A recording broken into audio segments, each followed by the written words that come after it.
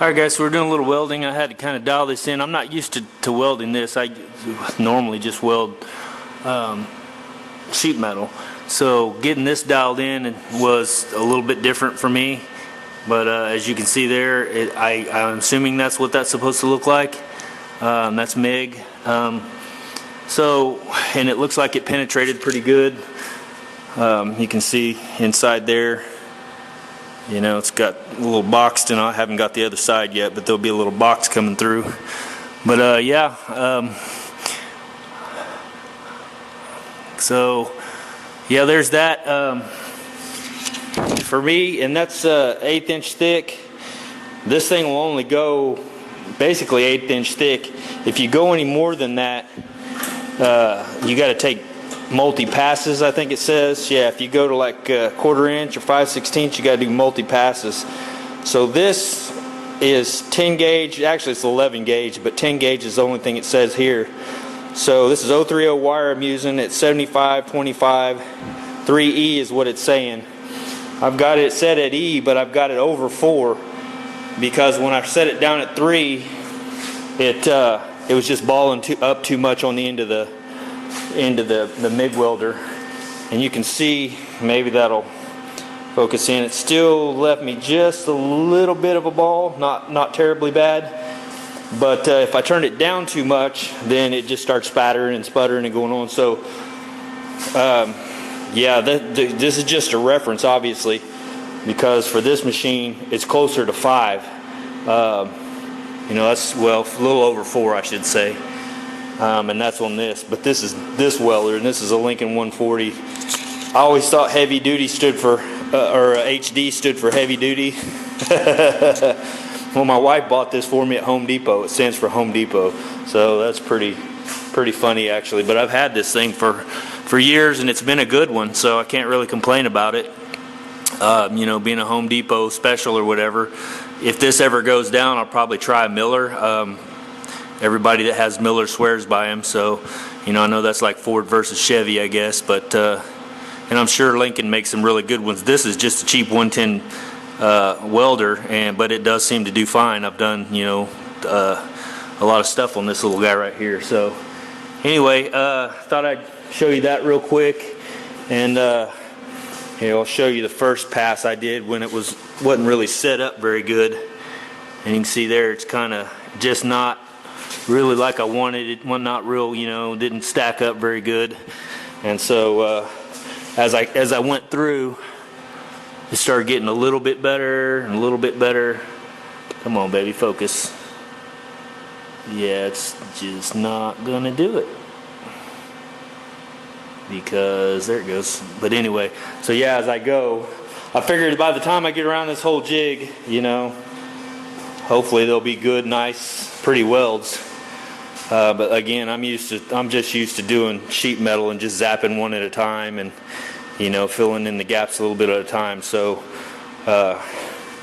doing that is a little different. And whether that's right or wrong, I have no idea. Looks right to me. So we'll go with it. Hopefully it sticks. The good thing is everything's forcing down, so it's not like this is going to get twisted one way or the other, which it should hold anyway. But anyway, so I thought I'd take you along with that for real quick, or show you that little progress. And got all these cut out. Funny story, not real funny, but I had these on the back and the back ones on the front. I looked at my deal wrong, so I had to reverse them, because I was like, yesterday when I made the video, I was like, when this car sits down, it's going to sit down in the back. Well, that's not the case. They're taller. I think they're a little taller in the back. I think. Yeah, they're taller. So it'll actually, hopefully, it'll sit like it's supposed to and sit relatively level, because I was thinking, well, yeah. No, I had it flipped around backwards. So anyway, double check, triple check, all that. That's why they say, you know, measure twice, cut once. I usually have to measure 4 or 5 times and then cut once. So, all right, guys, that's going to be it for now, and we'll talk at you later. See ya. All right, guys, I had to put together a baby bed for my grandkids that are coming into town. So I did get this. I did get all the main, well, not all, even all the main posts. I got most of these posts welded up. You can see underneath, all the way across, underneath the other side. And I'm of the same mind as Russ at Double R Garage, or Russ at, yeah, Double R Garage. It's getting late, sorry guys, 9:30, and I'm old, so. But yeah, I'm of the same mindset that, I don't like to weld after, I'm getting ready to go to bed, so I don't want to weld now. So I would finish this up, finish that centerpiece, and then start these top blocks. But I don't want to catch anything on fire and go to bed and have it, wake up to my shop burnt down. So you can see here, don't know if that's good or not. That's getting to the, I'm finally getting to the end of this, but I feel like you got good penetration on this. And again, the strength is going to come from everything sitting down on this anyway, so there's not really any shear, but that should be freaking awesome. It's pretty flat, as you can see. Like I said, I don't know how this camera don't focus for crap sometimes, or kind of focuses on what it wants to. But anyway, normally the background, the floor or something. And I figured out a way to brace these because I didn't want to move the car around, because I was going to have to slide that off, and that screws up everything I got going on. So I braced this, got these tacked, and then I'll run those beads. Won't be tomorrow, probably Thursday, and then I'll finish all these uprights Thursday as well. And I can't remember the guy that said, but I appreciate your information on trying to block these up and to keep them straight and level. And so I think also, and I don't know how good this will work, you can tell me what you think about this. Where is it? Try not to make this video too long. But I'm thinking about doing something like this too. Hold on, I'll bring you right back. Alright, so I'm thinking about something like this to help hold that like that. And then when I tack, and to hold this straight, and even as I'm welding, because it's not going to get that hot down here or up at the top. But you can see I've got it fairly, I think that's going to show, maybe not, and then squared. So that's kind of my plan for this little guy, and well, each of these actually. And I was going to use that. So tell me what you think about that. If you think that'll hold it, or if it's still going to move around. I don't know how.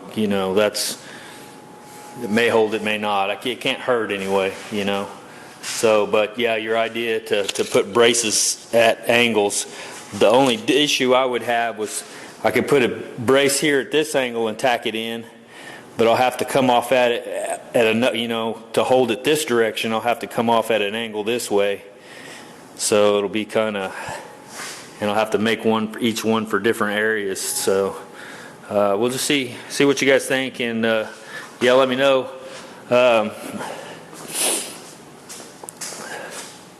What else? I think that's it. This light, I was telling Russ, this light comes in handy for a lot of stuff. The way it's set up here, it gives me a lot of good light when I'm welding, and to me that's important. Because if you can't see what you're doing, you can't, it's at least for me. I've seen some guys that can weld without looking. Jeff Lindsay, yeah, he can do it. I can't. He's talented. I'm not. So anyway, that's gonna be it for now, and I'll talk to you guys later. See you.